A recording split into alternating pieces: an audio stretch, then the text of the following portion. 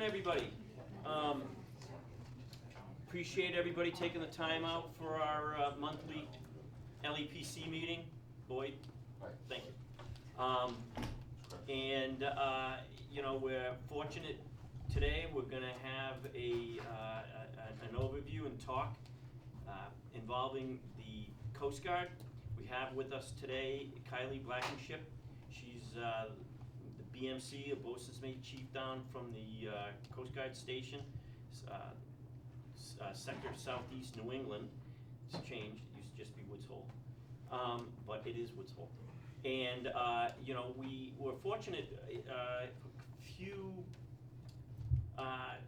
meetings back, one of the lieutenant commanders down at the base, Jason Scott, is involved in emergency management and planning down at the sector, just happened to come here and through some conversation with Kim and Bob Griffin. Yeah, and Bob Griffin, and decided to join us. And from there, it brought back the ability to, re-engage with what the Coast Guard does in this area, what they provide, how we interact with them, for emergencies and also for us training.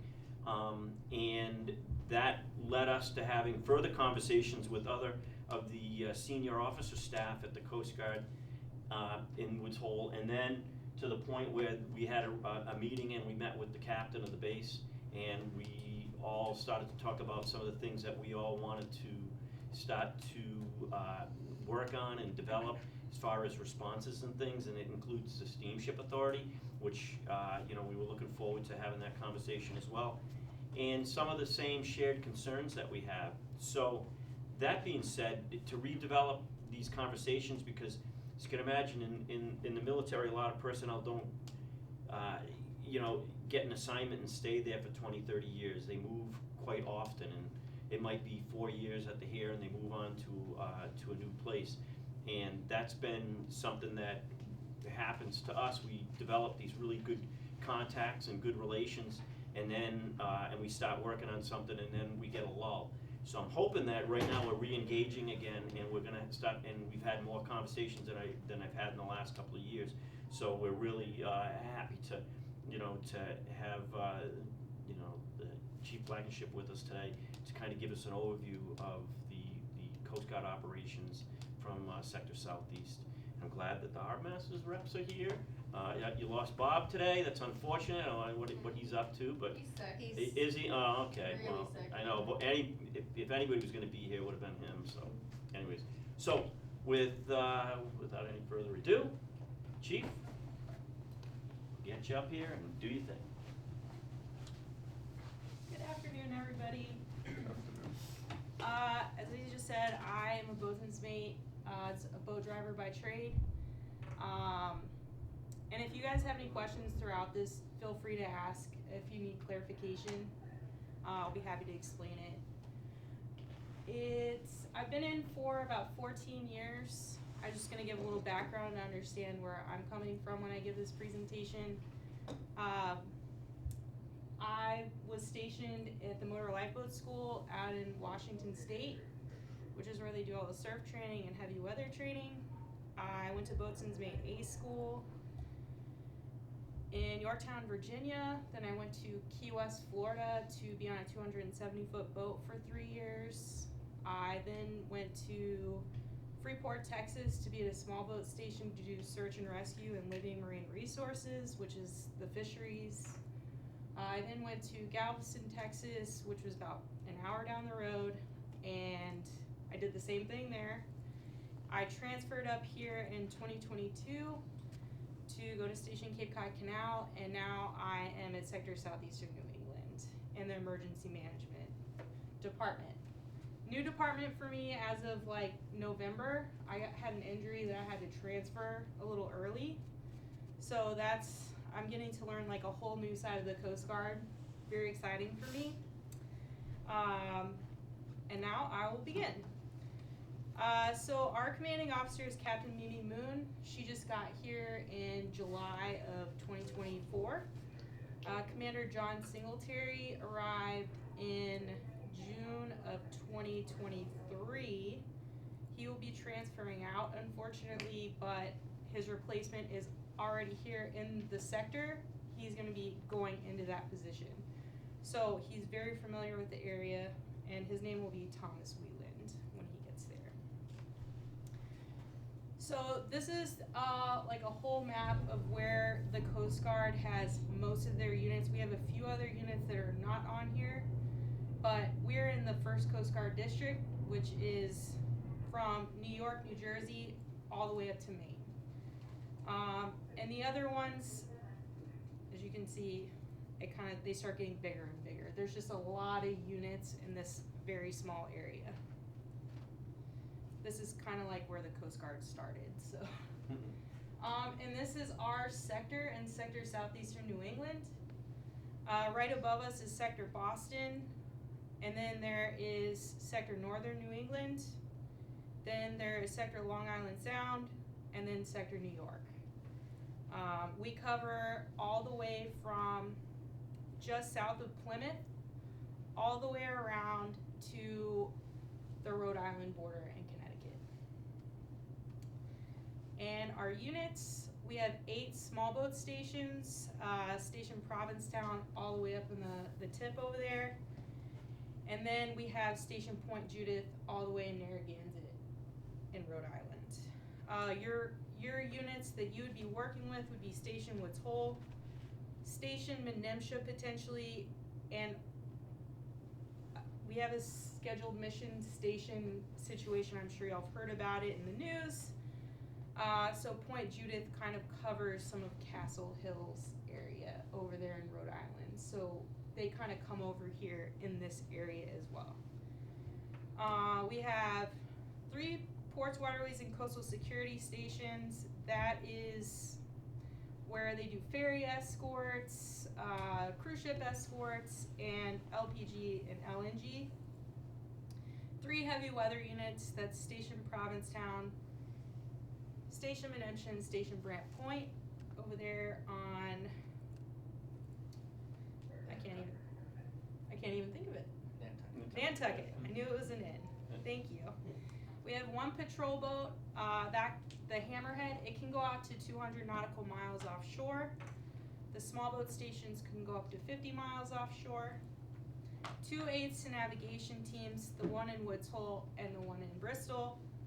And 2 marine safety units, the one in New Bedford and the one here on Cape Cod on Joint Base.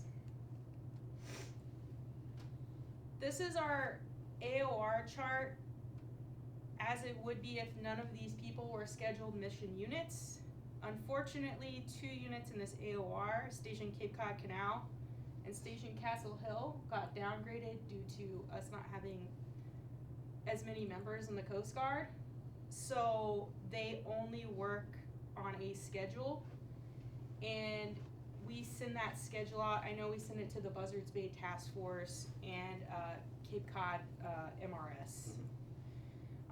And if you wanted to be on that email list, I can get you in contact with the people that are in charge of those. So what happens is Station Woods Hole, Station Point Judith, Station Menemsha, Station Provincetown all have to cover for those units. So our response times have been not terrible. We haven't had any cases that went overdue because of our lack of response time, as far as I know. Do not know the statistics on that. Our mission set, I don't know, there we go. So for the prevention department, and that's gonna be for like oil spills, like marine accidents, all those sorts of things. The Waterways Management Division, they maintain the aids to navigation, ice operation, the bridges, and that will be Bristol and Woods Hole. They go out and service aids on a schedule, and they also respond to broadcast notice to mariners to verify if the aid is actually out, and they service it if they can. There's the Investigation Division.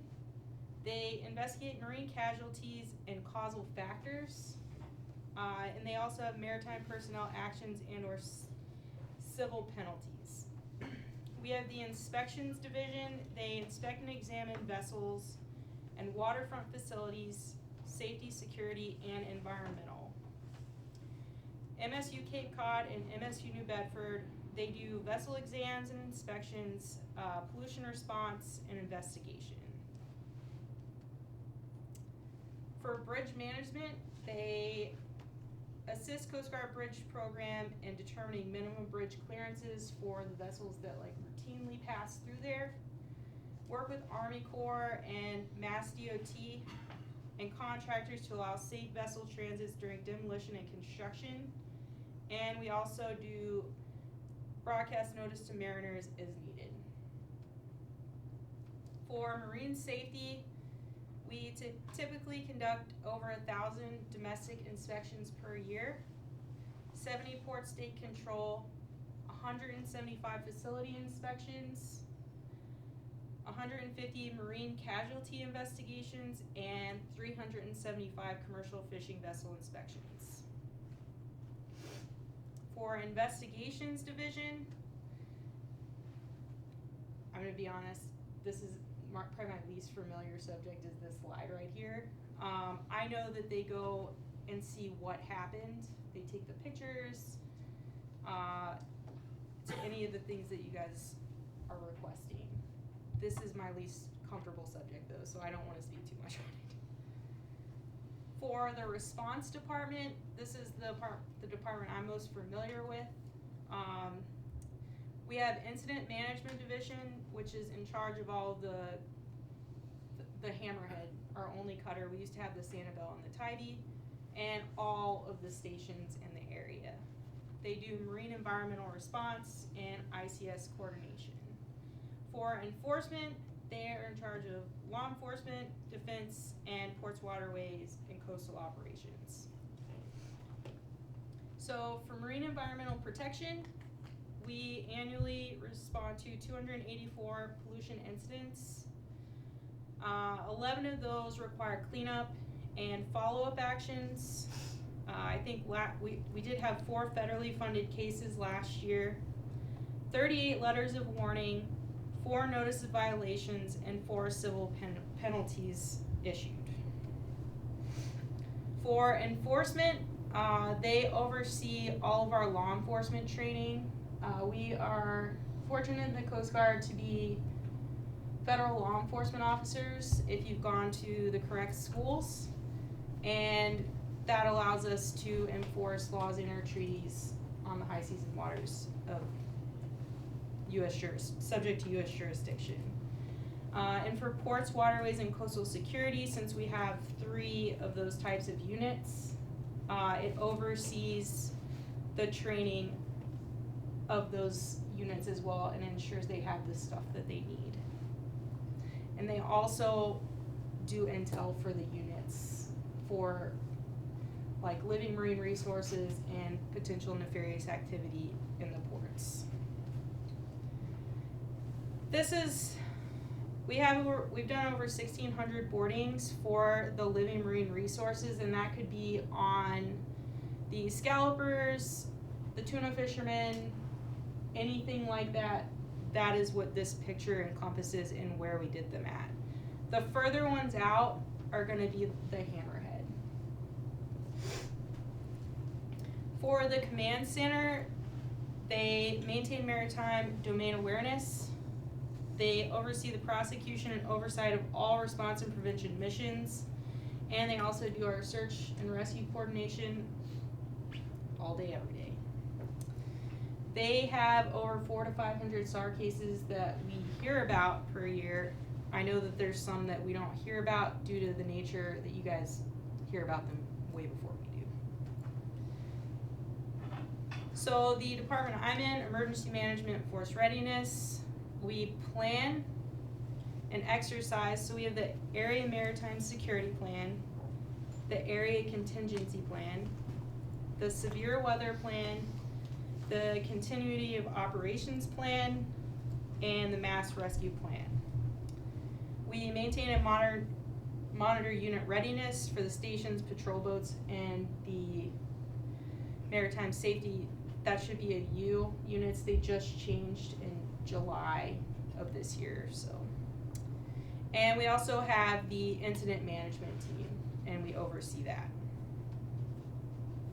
For intelligence, they provide timely and actionable relevant intelligence support to sector. They give us planning products like where people are going to be at potentially over previous AIS data. And they also give us real-time support on where people are located. They also work with other task forces in the AOR and in the district. They coordinate with our legal service, so the Coast Guard Investigative Services. They there are like detectives, if you will. And then they manage the duty intel officer program, so all of the units, they have a command duty intelligence officer at their unit that they filter out all this information to. The logistics department, they provide the capability for conducting response and prevention activities through asset maintenance, availability, and provisioning. They do schedules and oversee asset maintenance, substantial support to subunits, and they maintain the sector facilities. So logistics is mostly all over here at the Woods Hole campus, and that's the engineers, the procurement specialists, all of that is going to be right over here, and they're the people that are responsible for getting the units what they need and helping them with maintenance. So, like I said before, this sector has 8 45-foot response boat mediums. They can go up to 50 miles offshore and 100 tons of towing. The 29-foot RBS-2 can go up to 10 miles offshore, and it can tow up to 10 tons. The 47-foot motor lifeboat can go 50 nautical miles offshore, can go into 20-foot seas and 8 foot of surf in this AOR. That's just due to we don't have any surf designated units here anymore. It is all heavy weather. So that is the stats you see right there. That boat can go up to 30-foot seas, but not in this AOR. And the 24-foot special watercraft, they're a relatively new, or shallow watercraft, excuse me. Relatively new asset. They can also go 10 nautical miles offshore. Those are gonna be like your inshore SAR. You can't get it with anything else. For the hammerhead, actually I'm gonna go back really quick. So for all of these boats, the 45 and the 47 can stay out for 10 hours in nice weather. That degrades as the weather gets worse. The 29 and the 24, they can stay out for 8 hours if the weather is nice. The worse of the weather, the less they can stay out per time in the crew that's on there. They have to come back and switch and then go again. So if you ever hear of us like switching out at 2 o'clock in the morning, it's because that crew has already been out there the max amount of time, and they're just switching crews to go back out. The 87-foot patrol boat can go out for 3 days. It can go 200 nautical miles offshore, and that's just because that's when radios start degrading. That's really the reason for the 200 miles. Because they can go further, it's just they have to be able to contact, they have to be in radio distance essentially. And then their towing capacity is 200 tons. We have been getting more fast response cutters in the area, which are the 154-foot patrol boats.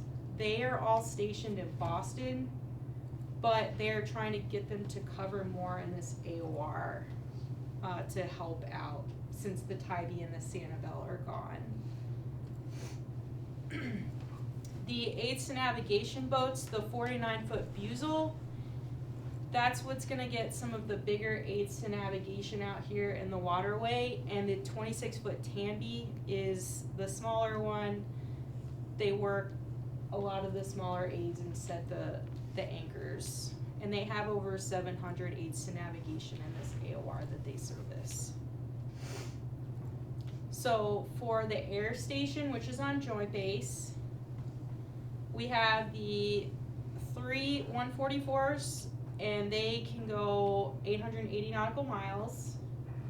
And then the 60s, or the Jayhawks, they can go 300 nautical miles. They can stay out a pretty good while, and they can go out in some pretty good weather too. I've never been to an air station. They're in a whole different league of people. I know that was very quick, but I wanted to like save space for questions, and I didn't want to overwhelm people with information. So do you have questions for what we provide and what we can potentially? Kylie, about how many personnel do you have attached to the sector? So for the sector, I want to say there is about 144, if that number is like ringing a bell for me. And that's between here, we have East Providence, and that's all the surrounding units. And Yes. everything's coordinated through the sector though for any, emergent cases? So for emergent cases, it's all gonna go through the command center, and they are the people. Now, if you call a unit, let's just say you call Station Woods Hole at 2 o'clock in the morning and they answer, they're gonna go. Yeah. And they will notify the command center, but it is always best to call the Sector Southeastern Command Center. That's like the most sure way of getting an answer, because they did away with a lot of our landlines, so that's like the best point of contact for the whole sector. And that's the new 800 number? It is. Yeah. I gotta find my card. Yes. When the hammerhead's out, you said 200 nautical miles is its range. If it's out there, which makes sense for curvature and all that, if it's out there and it's at 200 miles and they see something and they need to pursue it for some reason, I'm assuming they have satellite phones and HF as a backup for that. They do. That's just general like operating standards. So the person that's in charge of that boat, they have like parameters set for themselves, and they would more than likely respond, especially if it was a distress. Yes. Years ago, when the New Bedford fishing fleet would have problems, and they seemed to have a lot of them out there, the Coast Guard would go out and they'd tow them back in. When you don't hear much about that anymore, either the boats are getting a lot better, or the private tow companies tow them in. How does that work? So in the 1980s, I don't know how far back you're referencing, but I know in the 1980s they come up with a collective of people came up with the Maritime SAR Assistance Policy, and that basically says if there are commercial salvers that can respond, they will respond first, and we as the Coast Guard owe it to the commercial salvers to allow them to do that, because we don't want to take money away from somebody's business. Now, if they're in distress, we might go respond to them, but we may not tow it back. We may say, hey, you need to anchor your boat and get a commercial salver out here. We may just get the people off of the boat. It may have provided some impetus to make the maintenance on the fishing vessels a little better. And also, I think, so the regulations have like strengthened, and I know the 1st Coast Guard District does a really good job about the Living Marine Resources training. The school is actually on Joint Base, and they will actually, it requires the first Coast Guard district to say, hey, that boat's unsafe, send them back home.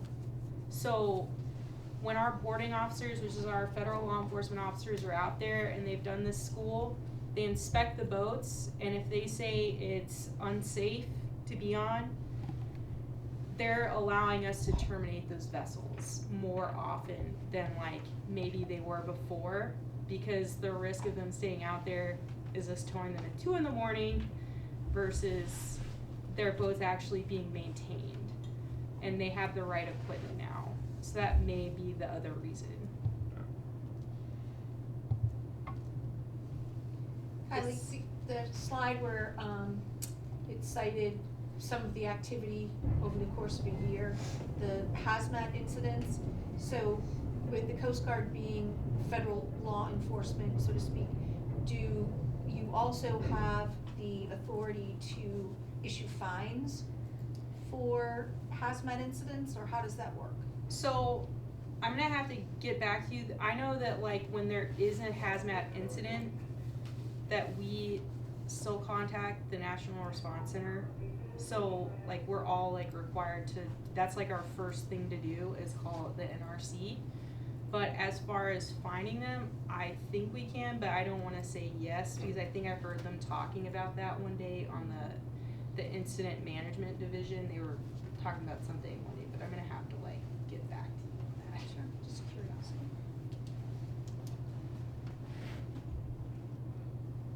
Yes. So I'm from Hui, and Oh, okay. one of our one of the projects I work on is called Resilient Woods Hole, and we're looking at how rising seas are impacting Woods Hole Village.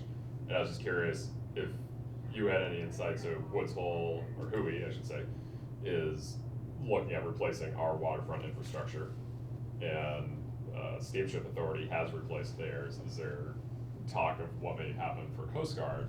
Because I've seen that water come up and I've seen ships get unmoored. I was just curious if there's a long-term plan or. I don't specifically know. I know that they just redid the piers. They didn't raise them any, but they did just redo the pier surface for the fast response cutters, because this is gonna be a hub for them. Sure. And they do sit taller than the 110-foot boats. They also have floating piers. I know that like I have seen the tide go almost to the top of the floating pier at Cape Cod Canal. I was kind of nervous, but as far as replacing them, no. Sure. Federal money's needed. Yeah. Understood. Yeah, it ain't free. Yeah, we're a little short on money. You also mentioned that some of the other stations have closed and they're on just a Yep. schedule now, Mhm. because you've seen a decline in the number of people that are going into the Coast Guard. Yes. So this is obviously trending down. You see more potential for further closures? So I don't think they're gonna close down any more stations. I think they're potentially talking about opening those stations back up. I just heard that like 2 days ago. So I do know that they're trying to put people back in them, because the scheduled mission thing is not easy to do, because you're using 11 people total to run the whole station, do the maintenance of the unit and everything, but also we're going out and doing missions like boardings, and that wasn't my favorite thing that they've done in the Coast Guard, so I think they're fixing that. And I think everybody in the community is probably gonna be a little happier about it. But I did hear that they're talking about opening them back up. I don't think they're gonna cut anymore. They just can't. The only reason they did it up here is because, and I'm from the South, I'm from Houston, Texas, but the units down there are over 60 miles apart. So the area of responsibility here is just a little bit different, if you will. the units up here are spaced out for the assets that we had when those stations were built in the 1930s. So they just kind of kept them there. That's why they did what they did. But with that, those units in the south are a lot bigger. My units had over 50 people each of them, and these units only have 25 or 30. So all spread out, it's the same amount of people in the same response area, but now there's just less people. So that's why they decided the 2 units in our area of responsibility to cut, because those boats can go a lot faster than the 44s of the 1940s and 30s.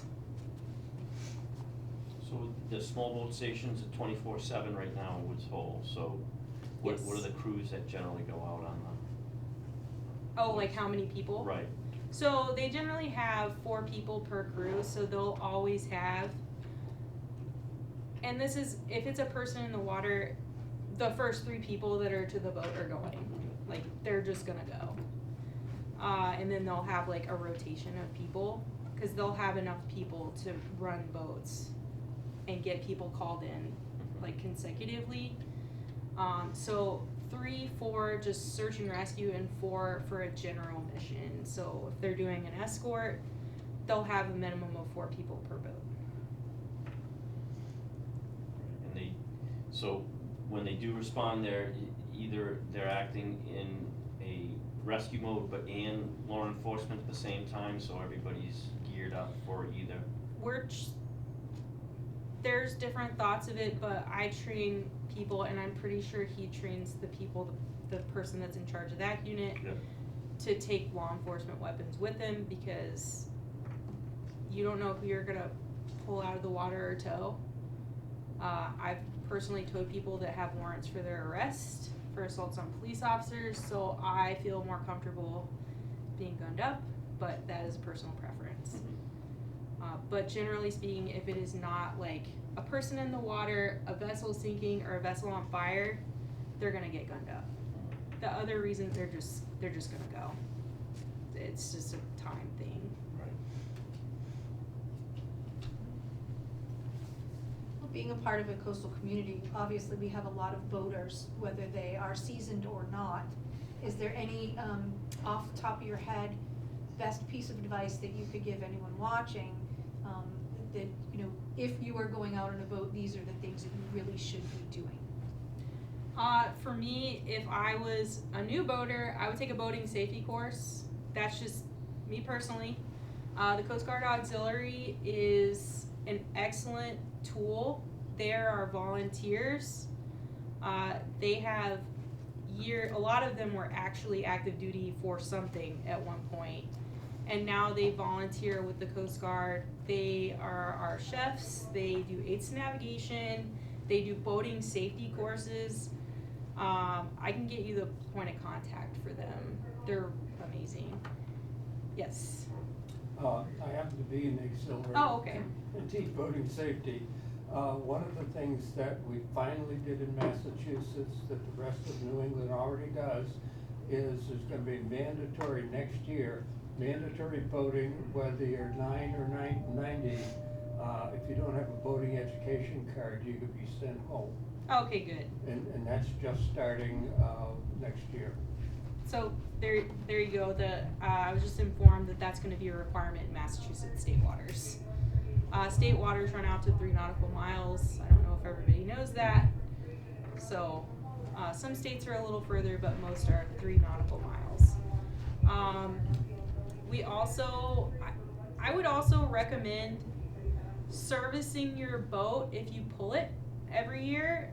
When you put it back in, you service it, make sure the boat plugs in, make sure you're fueled, make sure you have new fuel. These are all things, like the boat plug one is a big one.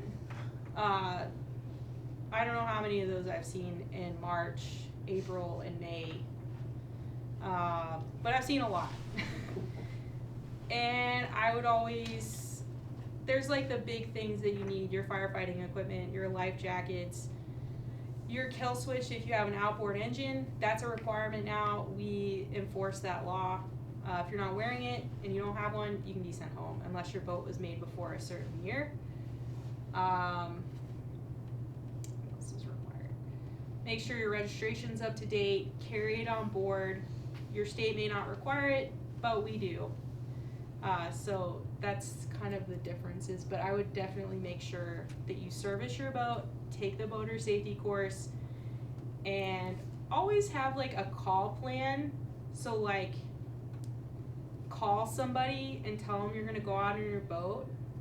You know, like that's, some people just go out and they don't tell anybody where they're going. I've gotten calls saying my husband went to such and such miles offshore. I was like, do you know what direction? And they were like, no.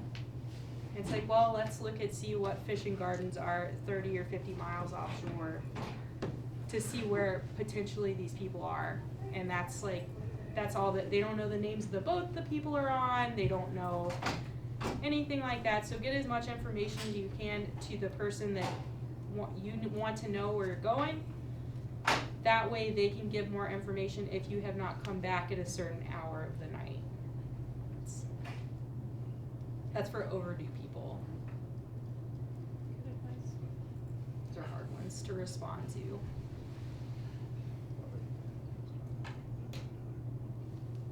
Good, awesome. Okay. All right, well, Kylie, we appreciate it. You know, even though, you know, it's a very, you know, quick overview of what the Coast Guard has to offer and what they have in Woods Hole, which for us is very unique because my peer in Sandwich, who's the fire chief in Sandwich, the issue with regards to, as we call the Coast Guard Station Canal, banker's hours.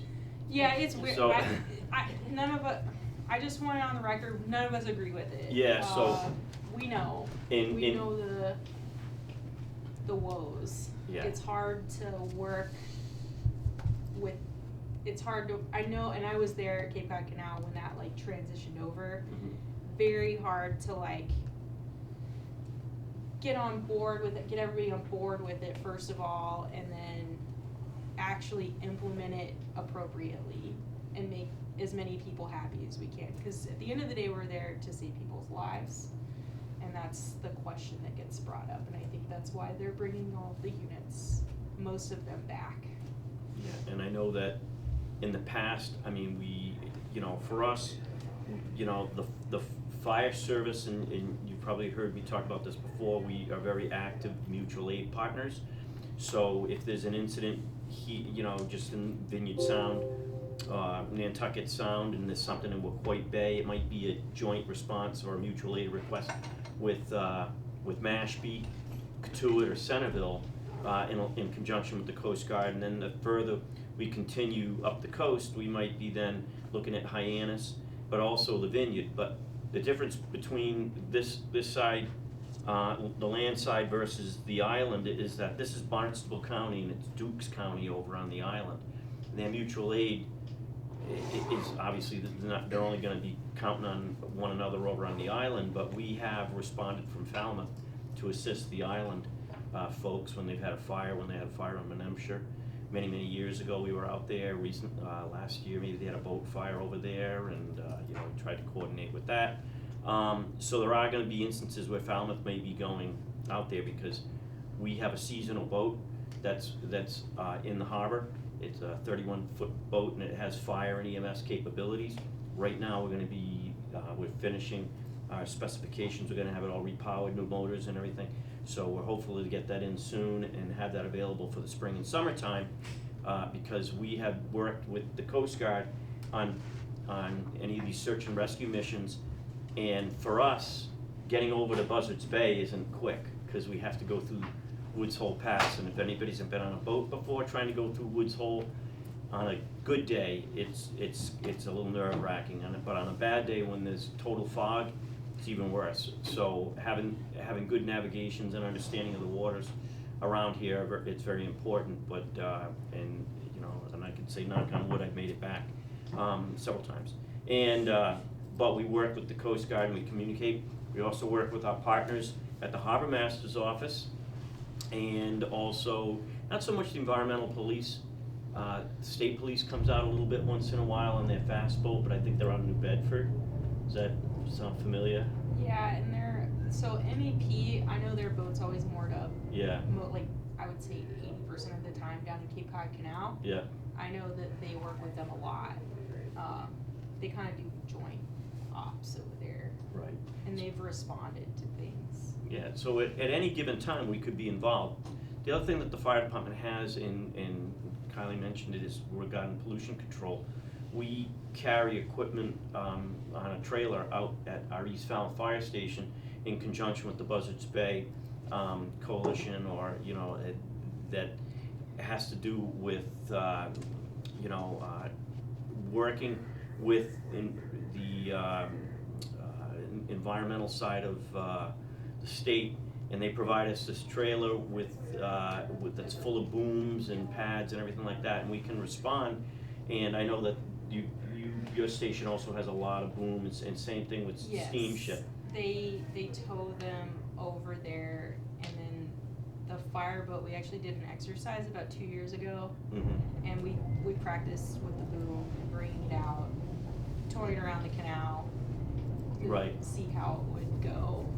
Yeah, so our trailer, in conjunction with the Buzzards Bay Coalition and DEP, we can, they maintain the trailer for us, but we will utilize it if we have to. So, in most instances, we get a call primarily here at the, through 911. If there's a boat on fire, people are gonna call the fire department, and they call us, and then we'll coordinate with the Coast Guard, or the Coast Guard could get something and let us know through the Cape Cod MRS, which is Marine Response System, and we all coordinate with everybody. But there's also a Buzzards Bay Task Force, which is on the other side, which is, is aligned with like Dartmouth, New Bedford, Westport, Fairhaven. I'm trying to go up. They have Marion.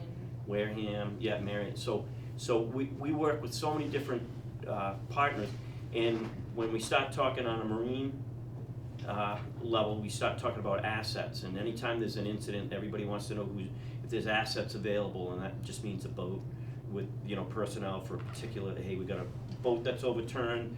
We have a boat on fire. We have a medical emergency here, and who can send an asset? And everybody chimes in. And the Coast Guard's good enough to coordinate a lot of that for us now, and they work with our mutual aid centers. So for us, we might be primarily responding, but we're going to be communicating with the Coast Guard. And several months ago, we did in Buzzards Bay. We had some persons get caught, with an overturned boat, and they were caught in very rough surf. And our personnel tried to get them from the shore, and it was a real chore for everybody. And the Coast Guard was there fairly quickly, and we had good communications with the crew, and it really helped us, have a successful conclusion. So we could, and the Harbor Masters is very helpful for us. Unfortunately, they have the banker's hours too, but that's fine. We're always here, but we don't mind waking people up. Just what's going to happen.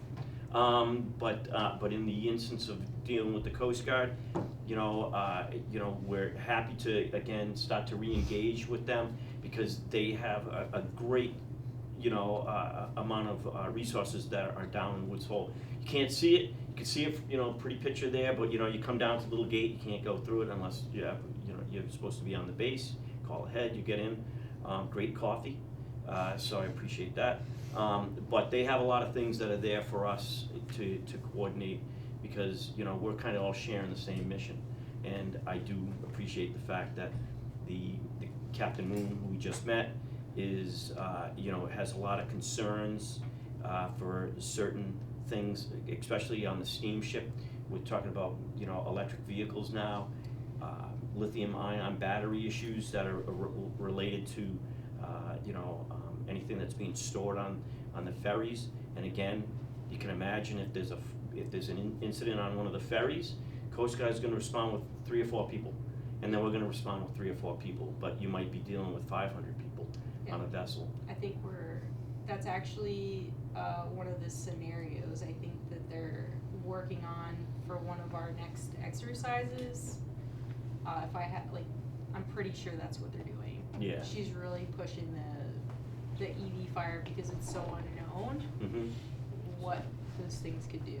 Yep, and from the fire department's perspective, we're starting to educate ourselves to know how to handle a fire, you know, what our suppression activity is gonna be, what our,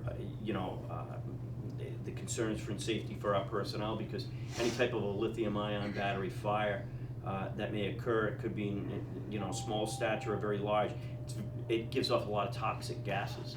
So we have to be very careful how we approach it, and we don't wanna, you know, compromise our personnel. So I was happy to hear her start talking about that, and it's gonna be an ongoing discussion because it's new. But we're very fortunate again to be partnered with the Coast Guard because they're active with this emergency planning, which Lieutenant, Scott was, Lieutenant Commander Scott was, kind of boasting with us and got us all back into the realm of things down in the Coast Guard station. So I'm happy. I spent 5 years as an enlisted person in the Coast Guard, so I enjoyed going down there and chatting with them, among other things. Craig, I like chatting, you know how that goes. So, anyways, so it's good to have the kind of the same understanding, and verbiage. So when we're talking, we're developing good partnerships with ASAP. So we're doing it very quickly, and we're starting to integrate and see what we could do. So it's going to continue, and having the LEPC, standing up as usual for everybody to understand what it's another aspect of what emergency planning is all about in the town. This is a local function within the town, and if there's anything going on, they've even sent during blizzards. Personnel aren't doing anything down at the base. They sent some of their personnel to help us, and they just call up and say, "What can we do? What can we do to help?" And we've brought them in here.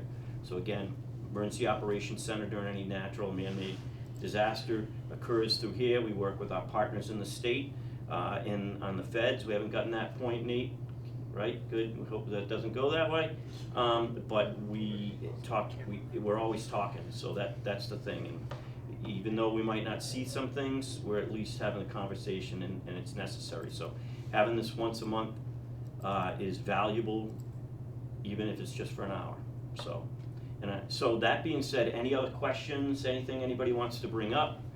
I know we've been talking about this. Any ideas, anything that you want to hear, please let us know.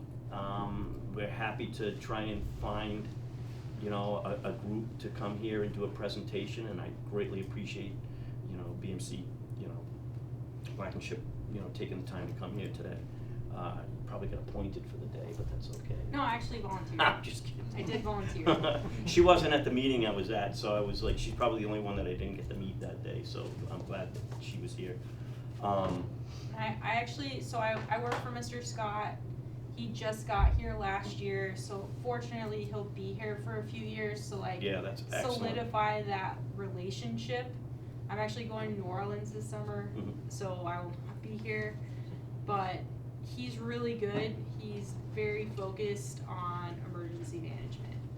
I know he's been on a couple of the teams that help with the training of emergency management, so he's very passionate about it. He's also really getting into marine firefighting. Yep. Because I didn't realize that it wasn't for me it was common knowledge, but I didn't even think about the landside firefighting aspect, because you guys are the ones that probably are responding to it. So I think he's they were looking into that as well. Yep. So, so we're hopeful that we're gonna. Safety. Yeah, well, and that's the key. Different. It's safety not just for, for those that are out, enjoying themselves on a regular basis, whether it's a commercial aspect, but, we handle emergencies all day long. As you sat here, we've had about 3 or 4 ambulances go out, so it never stops for us. This is how we, gain knowledge, even if it's only for a few minutes. So, again, our next LEPC is the 27th. It is. So it's the next third Thursday. We're glad that, FCTV is here filming this, and, we can enjoy getting our message out, to the public. We have a website that's available through the Falmouth Emergency Preparedness website, through the town, our own Falmouth Fire Facebook page.